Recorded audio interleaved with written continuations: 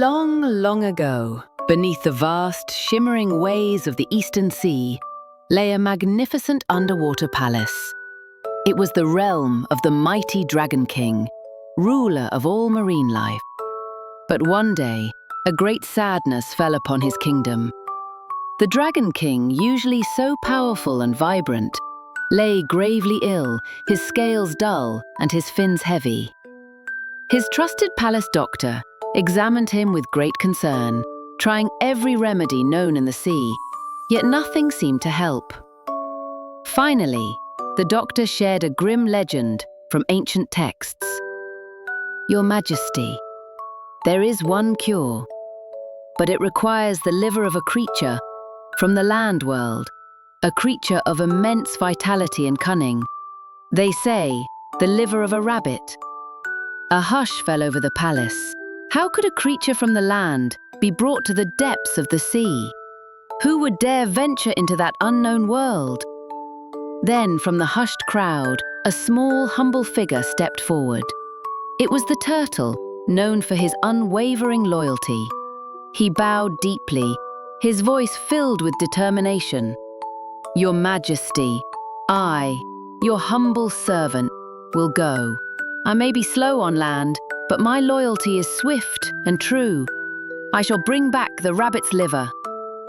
The Dragon King, with a weak nod, gave his blessing, knowing the fate of his kingdom rested upon the turtle's shell.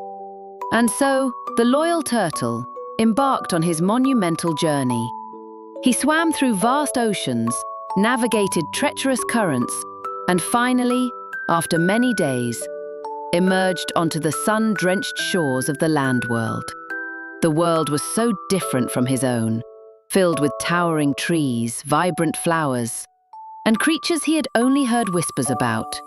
Among them, he soon spotted the very creature he sought, a nimble, carefree rabbit. The turtle knew he couldn't simply snatch the rabbit's liver. Rabbits were quick, and he was, well, a turtle. He needed a plan, a cunning plan. He approached the rabbit, trying to appear as friendly as possible. "Greetings, noble rabbit. You seem so swift and bright. I have journeyed from a faraway land to bring you news of wonders beyond your wildest dreams." The rabbit, though curious, was also wary. "Wonders, you say? What marvels could a slow creature like you know of? I, the swift rabbit, know all the wonders of this land." The turtle then leaned in conspiratorially.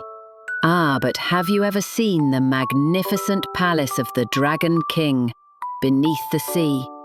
It is a place of unimaginable splendor. Jewels sparkle on every coral, and pearls are as common as pebbles. And the fruits of the sea, oh, they grant eternal youth and boundless energy." The rabbit's ears perked up, tempted by the promise of luxury and eternal youth. "Eternal youth, you say? Boundless energy? Tell me more." "Why tell?" the turtle replied, "when I can show you. The Dragon King himself has sent for the wisest and most vital creatures of the land to share his bounty. He specifically asked for a brilliant rabbit like you. If you ride on my back, I can take you there." The rabbit, puffed up with pride at being sent for and blinded by the promise of eternal youth, made his decision. He hopped onto the turtle's sturdy shell, and together they began their descent into the deep. The journey was long, but filled with breathtaking sights.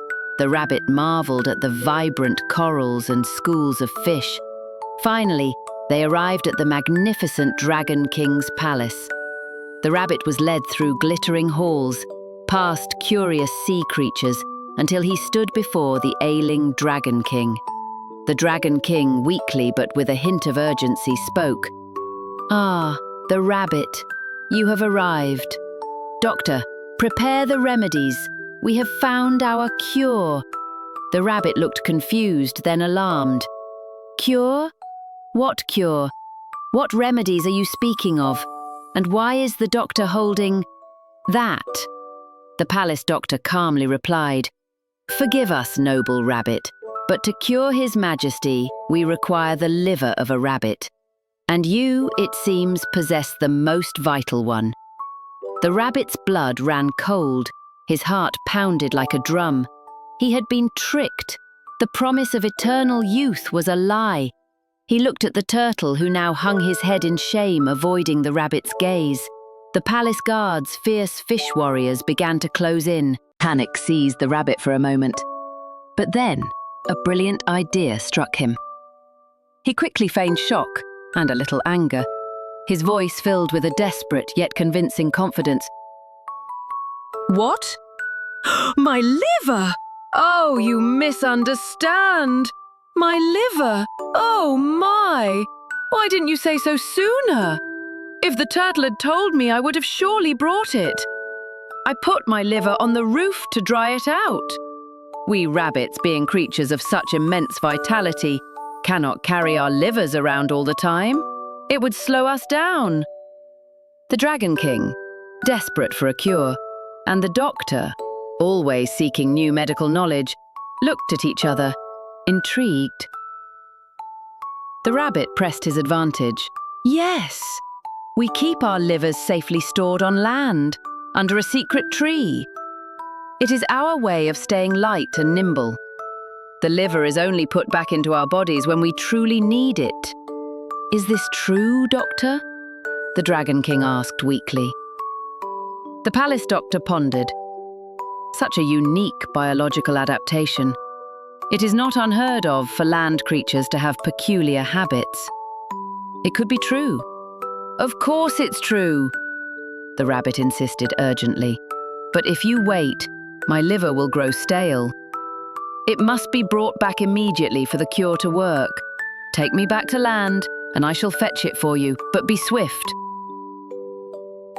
The Dragon King, desperate for a cure, commanded the turtle to take the rabbit back to land at once. The loyal but bewildered turtle, relieved that his mission might still be accomplished, turned and swam as fast as his fins could carry him, the clever rabbit still upon his shell. As soon as the turtle's shell touched the warm sand of the beach, the rabbit leaped off with a triumphant bound. From a safe distance, he laughed loudly. "You foolish turtle! And you, foolish king! Do you really believe a creature can live without its liver? My liver is right here, safely inside me. You have been tricked by the swiftness of my wit, just as I was tricked by your promise of false wonders." The turtle watched, crestfallen, as the clever rabbit bounded away into the forest, disappearing from sight. There was nothing left to do but make the long, slow, and very embarrassing journey back to the Dragon King's palace, empty-handed. And so the Dragon King remained ill, and the turtle learned a harsh lesson. The clever rabbit, though initially fooled by greed, used his quick wit to escape a dire situation. This tale reminds us that true wisdom often lies not in strength or grand promises, but in a quick mind and the ability to think fast in a tight spot. Sometimes, brains truly do triumph over brawn.